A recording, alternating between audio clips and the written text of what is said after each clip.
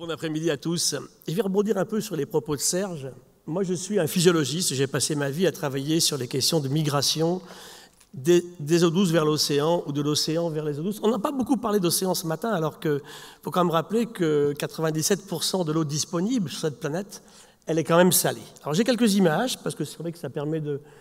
Alors, je rebondis sur les grandes questions environnementales d'aujourd'hui, que nous abordons en permanence, énergie, pour montrer qu'elles sont toutes liées, finalement, eau, on va en parler, biodiversité. Je rappelle quand même, Serge l'a dit, mais on oublie de le dire, toutes les cellules vivantes, du premier virus aux cellules de mammifères, sont faites d'eau liquide. C'est absolument fondamental. Tout à l'heure, Serge disait qu'un corps humain... Alors, un bébé humain à la naissance, c'est 75% d'eau, 3/4 d'eau. Après, les femmes plus âgées, elles ont un peu moins d'eau que les garçons. C'est comme ça. Plus on prend de l'âge, moins on a d'eau. Le cerveau humain, jusqu'au bout, 80% d'eau. Je pense que si on gardait en tête en permanence ces faits particuliers, changerait beaucoup nos appréciations sur ce qu'on discute depuis ce matin. Climat, on va en parler un peu, pollution, on en a déjà beaucoup parlé. Et enfin, ce qui est intéressant pour nous, ce sont les interactions entre justement cette nature qui nous entoure, dans laquelle l'eau est ultra présente, et puis l'humain, lui-même. Et c'est clair que c'est mon propos initial à chaque fois que je fais des conférences. Arrêtons d'imaginer l'humain ici, la nature ici. Nous avons un humain profondément imbriqué dans cette nature. Je rappelle qu'un corps humain, tous ici dans la salle, c'est au moins 10 fois plus de bactéries sur la peau et dans le tube digestif que de cellules humaines. Un bébé humain, 3/4 de flotte, donc en effet, d'eau et de bactéries. Alors il y a un petit peu de machin en plus, mais arrêtons quand même d'imaginer cet humain si sorti de ces considérations. Et là, je pense qu'on fera beaucoup de progrès. Alors l'eau, on a parlé un petit peu du cycle de l'eau, c'est très variable effectivement. On a une quantité finie d'eau sur la Terre. On sait quand même que l'eau est extraterrestre maintenant. La quantité d'oxyde de deutérium de l'eau nous fait vraiment penser que l'eau est venue d'ailleurs. Ce sont des impacts de météorites sur quelques centaines de millions d'années, sinon milliards d'années, qui ont amené l'eau sur la Terre.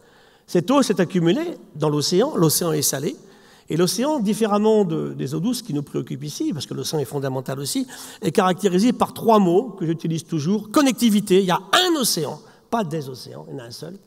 Il y a effectivement de la salinité et enfin de la stabilité. L'océan est extrêmement stable, et il est plus stable que votre sang en ce moment dans votre organisme.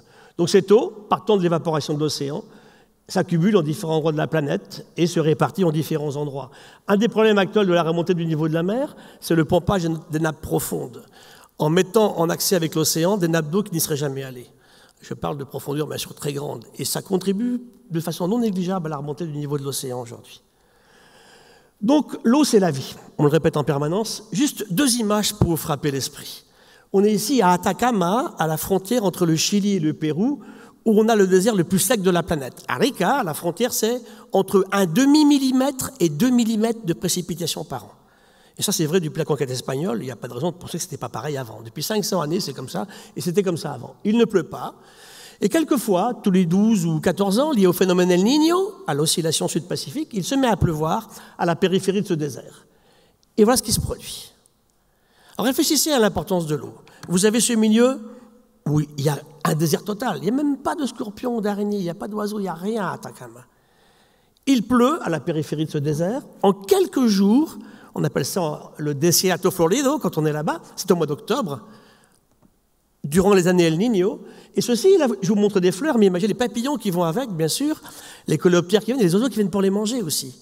Et tout ça, au bout de 3 semaines, repart vers l'aridité extrême. On garde dans le sol des choses qui vont permettre ensuite à la vie de revenir beaucoup plus tard. Et je vous ai mis ici l'espèce vivante, enfin la phase vivante que j'ai trouvée la plus déshydratée, c'est une graine de date, 5% d'eau, qui va se conserver des siècles et qui peut repartir. Et à gauche, parmi les espèces les plus hydratées, une méduse marine, c'est 98% d'eau. Alors l'humain peut s'amuser à jouer aux dieux, en irriguant ici le désert, ici c'est en Jordanie, mais il y a les mêmes images en Zambie ou au Botswana, eh bien vous créez de la vie dans le désert. Donc c'est pour vous frapper vraiment l'esprit que l'eau, c'est vraiment la vie. Alors on me dit souvent, est-ce que la vie pourrait exister sans eau? Sur la Terre, certainement pas. Ailleurs, je ne sais pas. Tout à l'heure, ce que disait Serge reste valable. On peut imaginer une molécule un peu proche de H2O, avec d'autres éléments chimiques ailleurs. En tout cas, sur la Terre, il n'y a absolument aucune possibilité d'imaginer de la vie sans eau. Alors, l'histoire a commencé dans l'océan. Moi qui suis un marin, bien sûr, ça me plaît beaucoup. Cet océan, tout à l'heure, je disais, était tellement stable qu'on a pu déposer à Copenhague, il y a 150 ans, un cylindre d'eau de mer qui représente l'eau de la planète. Quand je dis qu'il y a un seul océan, où que vous alliez, je parle du large bien sûr, 11 millimoles de potassium, 560 millimoles de chlorure, 450 millimoles de sodium, partout c'est comme ça. S'il y avait des océans, ils seraient différents. Il y a des rivières différentes, il y a des baies différentes, il y a des lacs différents, il y a un océan global avec des mers. C'est l'humain qui a mis sur une carte du monde des limites, mais qui ne sont pas réelles, bien sûr. Donc cet océan, c'est lui qui a permis à la vie de démarrer il y a à peu près 3,85 milliards d'années. Et je vous ai mis ici les fossiles les plus anciens que l'on ait au Muséum à Paris. Colonie de cyanobactéries. C'est quoi une cellule quand la vie apparaît? C'est simplement une petite sphère, ça ressemble à une sphère, avec quelque chose dedans, quelque chose à l'extérieur. Et cette membrane, elle est fondamentale. C'est elle qui crée la première cellule vivante en isolant un milieu intérieur d'un milieu extérieur. Dans l'eau.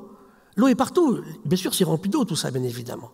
Et quand la vie sortira de l'eau, beaucoup plus tard, l'obsession du vivant, nous, aujourd'hui, dans cette salle, cet après-midi, c'est de conserver notre eau à l'intérieur, puisque nous ne sommes plus dans l'eau. S'il y a des médecins dans la salle, ils connaissent le rôle du rein, par exemple, chez les mammifères. Donc, dans l'océan, les plus anciens êtres vivants connus des cyanobactéries, datés à 3,45 ici, et je vous ai mis les mêmes que j'aurais pu ramasser ce matin dans une flaque d'eau en venant ici à Lyon de la gare. Il y en a dans les flaques d'eau ici. Elles sont incroyablement ressemblantes et elles ont presque 4000 millions d'années de différence d'évolution. C'est ça la naissance de la vie dans l'océan initial. Alors, cette vie, pour sortir de l'océan, elle est forcément passée par les littoraux. Ça a été un des grands points du travail que j'ai pu développer en recherche depuis le début.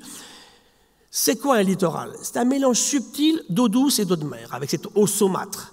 Alors, les humains, ils n'aiment pas trop ça. Vous savez que les eaux saumâtres, c'est louche, on a parlé de marécages tout à l'heure, de lagunes, on fait des parkings, on fait des marinas au bord de l'eau. Ou c'est de l'eau salée, ou c'est de l'eau douce, on n'aime pas les choses qui sont un petit peu ambiguës. Et pourtant, c'est une clé de la vie, parce que regardez ce que je vous mets ici maintenant. C'est quoi? C'est votre sang en ce moment. Votre sang reflète l'eau littorale. Votre sang raconte l'histoire de la vie qui sort de l'océan il y a environ 450 millions d'années. 4,6 milliards d'années, la Terre. 3,85 le vivant. 0,45 la vie sort de l'océan. Et s'installe, bien sûr, dans les forêts. Et cette vie, c'était le titre de ma leçon inaugurale au Collège de France, la vie de l'océan et la forêt à la cité. Et la vie est dans la cité avec les humains aujourd'hui. Donc, je vous ai mis des images de Madagascar ici, de Nouvelle-Calédonie, du Japon et mon pays catalan, en bas, là, où vous avez cette mince frange littorale des plages d'Argelès. Vous passez de cette Méditerranée ouverte, avec des fonds de 2 km pas très loin, au Canigou de l'autre côté, avec des sommets presque à 3000, où vous avez là cette mince frange qui explique l'intérêt, avec la petite rivière de la Massane, de l'eau saumâtre. Qui est cette eau? Un corps humain, c'est à peu près de l'ordre de 9 grammes de sel par litre. L'océan, c'est 35. Et le littoral est quelquefois à 9 ou un petit peu plus. Alors, ensuite, la vie passe par la forêt. Et ça qui va exploser dans les forêts du Carbonifère, il y a environ 345 millions d'années. Ce sont nos gisements de charbon d'aujourd'hui. Pratiquement un petit peu après, les gisements de pétrole vont se fabriquer aussi. Grâce au phytoplancton marin qui va s'accumuler, phyto- et zooplancton, au fond de l'océan, depuis 250 millions d'années jusqu'à 25 millions d'années, l'humain va aller chercher ce charbon et ce pétrole, qui nous a mis dans l'embarras aujourd'hui. Qu'est-ce qu'on fait? On restitue à l'atmosphère et à l'océan ce CO2 que le système Terre avait stocké pendant des centaines de millions d'années. Et le CO2, qui est un fabuleux produit pour le vivant, est devenu un déchet, ce qui est absolument incroyable. Je vous rappelle une chose importante.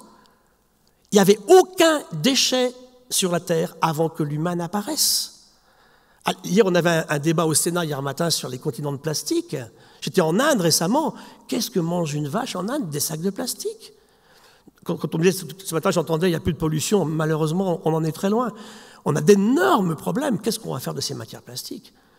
Et on n'a pas parlé des perturbateurs endocriniens. On l'a juste susurré ce matin, qui sont un extraordinaire problème.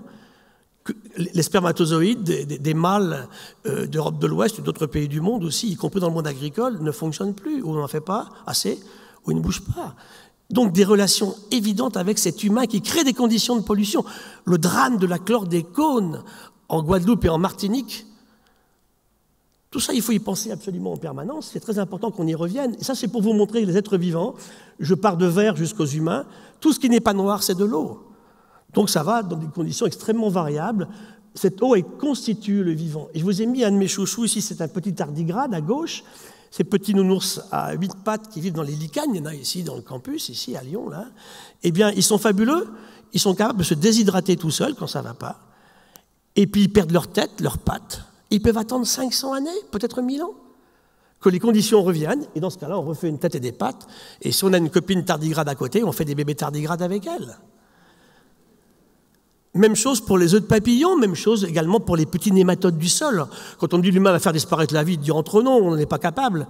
Par contre, les humains, les hippopotames, les gorilles et les éléphants, oui, ils sont réellement menacés aujourd'hui. Donc cette eau, elle est absolument fondamentale, c'est le vivant. Je vous ai mis ici quelques chiffres. Hein. 65% c'est l'adulte mâle, 60% c'est une femme, 75% c'est le nouveau-né, 70% d'eau chez un bébé à 5 ans, etc., etc. Le cerveau, 80% d'eau. On avait calculé, ça c'est des trucs que font certains chercheurs, quel est le volume d'eau représenté par toute l'eau de tous les organismes des 7,2 milliards d'humains. On est à 273 km3 d'eau, hein, c'est des calculs qu'on peut faire assez facilement, bien sûr, en tenant compte des corpulences. 2,5 litres d'eau par jour, 1,5 litre sous forme de boisson, 1 litre sous forme d'aliment, en perte de 1,5 litre, hein, c'est équilibré, l'urine, la transpiration, la respiration. Ce qu'il faut que, pour un humain, simplement en eau physiologique, ce qu'il nous faut pour vivre, 75 mètres cubes par humain, voilà. Ça, c'est vital si vous vivez 85 ans. Eh bien, il y a des pays où on ne les a pas. Et des pays où on n'a pas 75 mètres cubes par humain.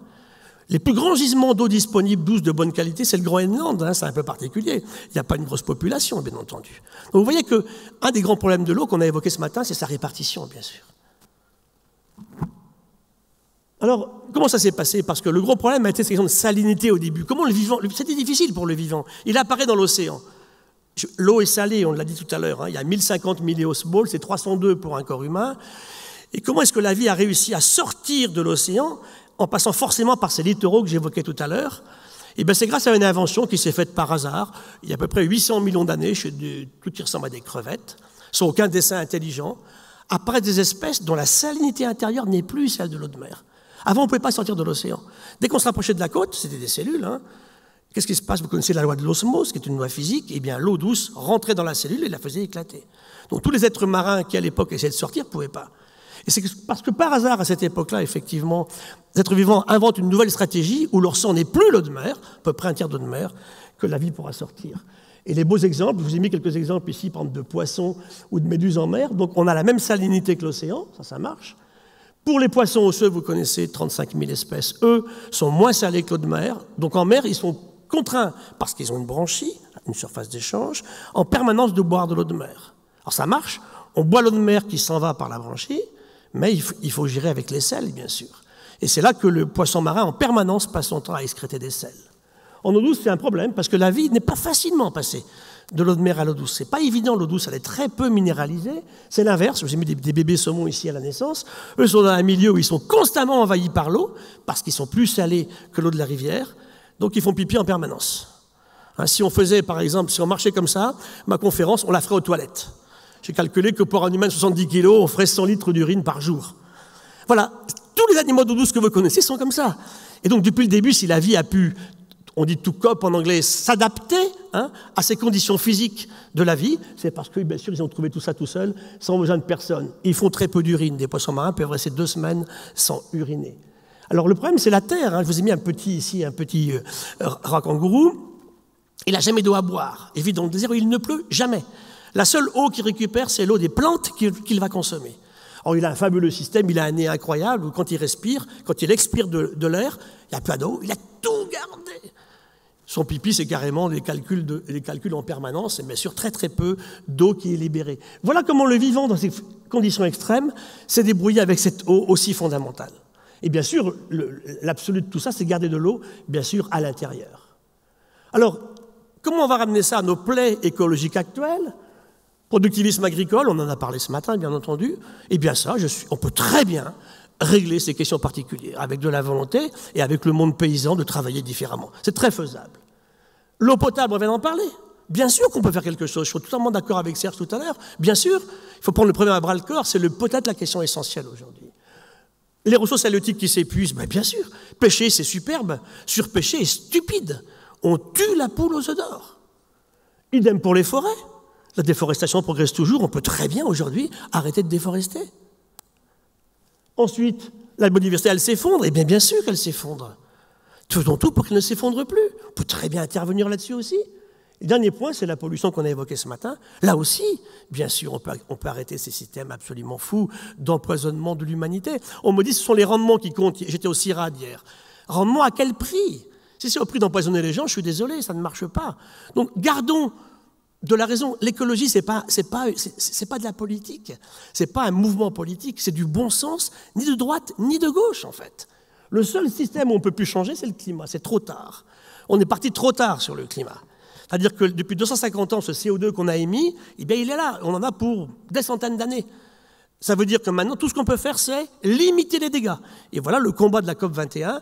Alors, on a quelques espoirs, parce que si on fait le calcul, récemment, j'ai discuté avec M. Fabius des INDC, les documents revenus des pays qui ont répondu, 144 sur 196, qui représentent 87% des émissions aujourd'hui. On pourrait peut-être déserver le trou de ces jours-ci, mitigé à 1,7 degrés, ce qui serait absolument fabuleux. Mais on va voir entre 1,7 et 2,5. Très difficile à préciser aujourd'hui. En tout cas, la machine est en marche, j'espère. Donc, à part celui-là, on peut faire quelque chose. On n'est pas dans un système apocalyptique où c'est foutu, c'est pas ça du tout. Regardez ce qu'on a fait de Madagascar. L'humain découvre l'île il y a 4000 ans, 2000 avant, on a enlevé tous les arbres. Mais les Lémuriens s'accrochent aux derniers arbres qui vivent. Les humains, ils s'en vont, parce que sans arbres, il n'y a pas d'évapotranspiration, on l'a évoqué tout à l'heure. Sans évapotranspiration, pas de pluie. Les arbres savent faire pleuvoir. Les arbres savent faire pleuvoir. Ce que l'humain ne sait toujours pas faire. Et puis, bien sûr, ensuite, ces humains, ils vont où? Ils s'en vont. Cette jeune fille qui est en haut à droite, là, elle avait fait 800 km à pied. Elle avait quitté Tuléar, où il n'y a plus un seul arbre, pour monter vers le nord de l'île et arriver sur des terrains toujours occupés. Elle arrive dans une réserve de lémuriens qui n'ont rien dit. Elle est rentrée. Je ne pouvais pas la garder avec mes réserves de lémuriens. Et ça, c'est une question qui est essentielle, qu'il faut que vous preniez en compte. Serge, tout à l'heure, disait qu'on est aux prémices de ce qu'on peut voir au niveau du changement climatique. Tout à fait d'accord. On est vraiment aux prémices. Mais on est aussi aux prémices des questions de migration. Les migrants dont on parle tant en ce moment, ils sont quelques centaines de milliers. Qu'est-ce qu'on fera quand ils seront des millions ou des dizaines de millions? Donc la seule alternative, elle est claire, c'est d'aider ces gens-là à être bien chez eux, y compris dans la lutte contre le changement climatique. Sinon, on ne pourra plus vivre chez nous, c'est absolument clair. Il y a quelques images ici. Ça, c'est pour vous montrer les relations entre la présence de la forêt et la pluie. Si vous enlevez la forêt, eh bien, il ne pleut plus. Ça s'est passé en Indonésie, au Brésil, à Madagascar, un peu partout. L'Afrique, il y a quelques semaines. Le Zambèze, qui était la puissance, le second fleuve africain, la Zambie avait tout axé sur l'hydroélectricité. Le Zambèze, il est vide. Il ne pleut plus. Le Kalahari grandit tous les jours. Le Namib grandit tous les jours. Le Sahara grandit tous les jours. Et ça, c'est bien lié à des questions très fortes. Alors, les éléphants se réfugient dans l'Okavango. Là, on a fait des trous pour les animaux sauvages, pas pour la faune domestique, avec une pompe qui est immergée dans la nappe pour alimenter les animaux sauvages, avec des panneaux solaires. On est en Afrique, regardez, il faut des gros poteaux pour les protéger contre les éléphants. Et les systèmes bizarres que vous avez sur les poteaux qui montent, là, c'est pour empêcher les babouins d'aller manger les panneaux solaires. Voilà. On est en Afrique. Eh bien voilà, ces gens-là vivent quand même de gens qui viennent scruter, regarder ces animaux dans ces pays particuliers. Ça, c'est une image qui est assez fantastique. C'est Paranal, c'est l'observateur européen au Chili. On est à 2600 mètres, dans une zone où il ne pleut jamais. Et là, on a construit les plus puissants télescopes de la planète. Il y a 4 lentilles de 12 mètres, la lentille infrarouge qui est en bas à droite. Il y a quelques humains, une centaine d'humains, qui observent ces étoiles. Et bien, tous les jours, regardez au milieu, on ne peut pas le lire de loin, ce camion, c'est écrit « Agua potable ». Et tous les jours, un camion-citerne amène l'eau douce sur le site de Paranal. Là où ces humains super intelligents et super technologiquement développés ne peuvent pas survivre sans eau. Voilà, donc la question à laquelle elle est très simple pour nous écologues, c'est que est-ce que nos écosystèmes aujourd'hui sont capables de résister aux agressions qu'on leur fait subir? D'abord la résistance. Donc effectivement, on va étudier ce qui se passe. Si on détruit l'écosystème, ici par exemple, il y a une très belle salle, il y a eu une nature sauvage à un moment. Ce n'est pas le même équilibre qu'on avait effectivement avant.